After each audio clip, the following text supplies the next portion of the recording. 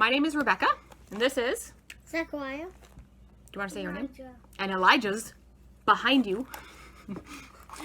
We are doing Sunday school for Easter today for the Anglican Family Hub. Now today, I am going to tell the Easter story, and I'm going to talk a little bit about... What are these? Easter eggs. Easter eggs. Here's some more eggs. Okay. So, why do you think we have eggs at Easter? You know?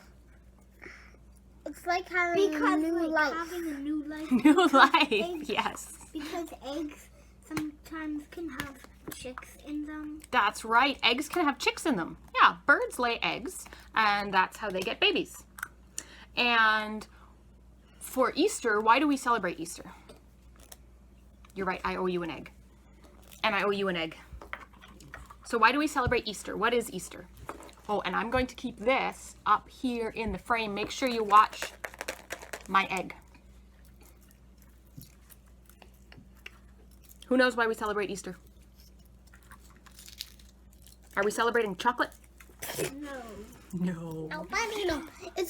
We celebrate Jesus rising from the dead. The first Easter is when he actually rised from the dead. Yes, you're right. The first Easter is when he actually rose from the dead, when Jesus died and was resurrected. So that's why we celebrate Easter. And resurrection is like new life.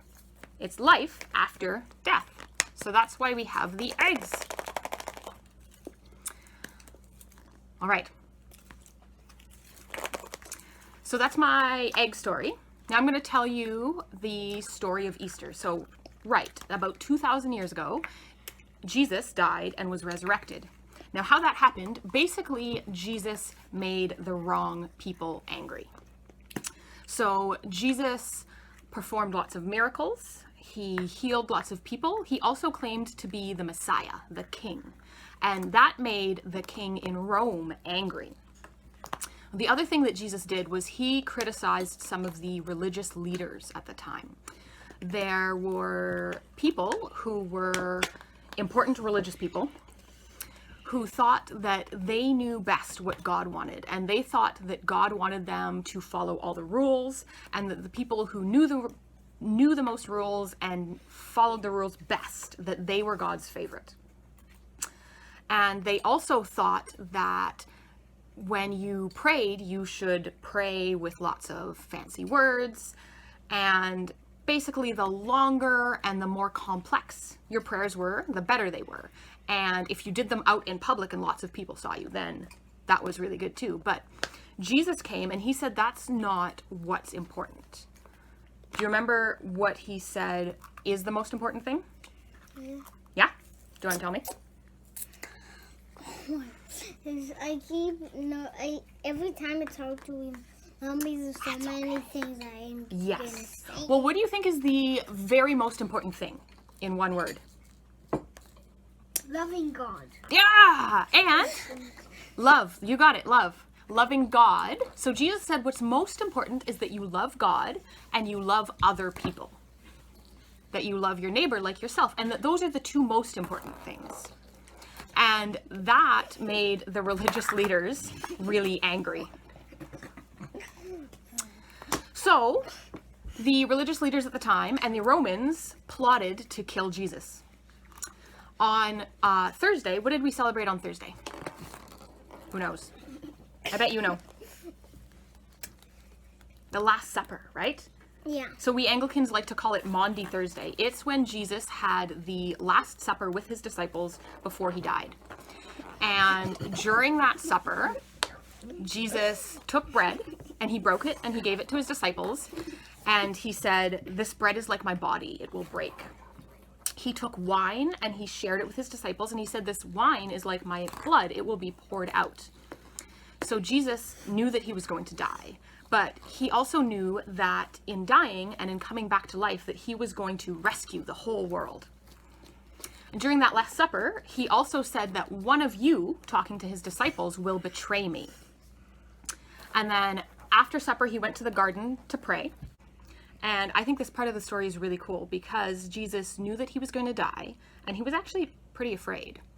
So he went to the Garden of Gethsemane and he prayed to God, and he said, God, if you can take away this thing that's going to happen, please take it away. Please let me not go through this. But, and this is the really important part, he said, not my will, but yours be done.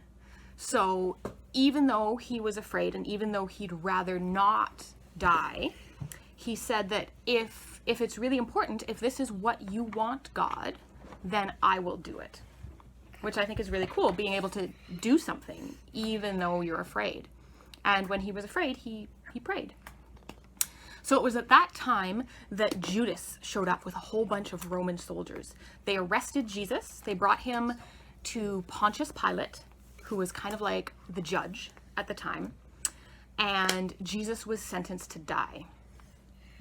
So how the Romans did this at the time is they put people on crosses. So Jesus was crucified.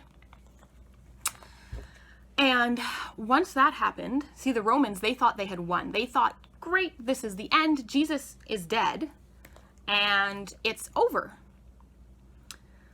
But were they right? No. Was that the end? That was not the end. No. So a man named Joseph took Jesus's body down from the cross after Jesus had died, and he put him in a tomb. So that's another point about the egg. This egg is kind of like a tomb, right?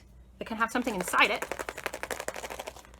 And just like Joseph took Jesus's body and put it into a tomb, we can put things in our egg. So Joseph took care of Jesus's body, and the Romans, they were still kind of afraid. So they took a big boulder, they put it in front of the tomb, and they took 2 Roman soldiers who stood guard over the tomb. Now the soldiers stood there for 2 whole days. After 2 days, after that, on the 3rd day, a woman named Mary and some of her friends, she came to the tomb. She came to find Jesus's body. But when they got there, what did they find?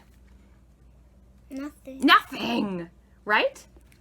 Well, not nothing. Yeah. They found an empty tomb. They found an angel. So the boulder had been rolled away and the tomb was empty.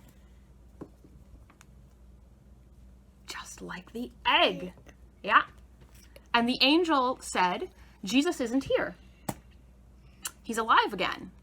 Now, how do you think the women felt? Confused, angry. No, I mean confused, scared, and happy. Yes.